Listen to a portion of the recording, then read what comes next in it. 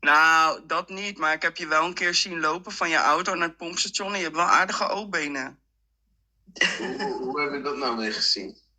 Ja, jij laat je camera staan naar de deur van de pomp. En jij loopt van je auto naar de pomp. Sigaretjes te halen of zo. Oké, denk je dat vrouwen daar problemen mee hebben dan?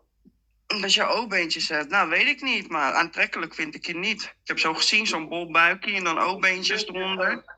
Een bolle kop Dan had ik erop. echt een groot probleem. En ik vind het echt niet erg als een man wat voller is hoor. Maar er zijn wel grenzen. Hey, Shiva. Ja, ik weet, je kan er niks aan doen dat je loopt als een volkje. Maar je kan wel naar de logopedist. Die voor jou gek? Jij bent gewoon fucking geil, joh. Weet je hoe zei je? What the fuck? Hey Lise.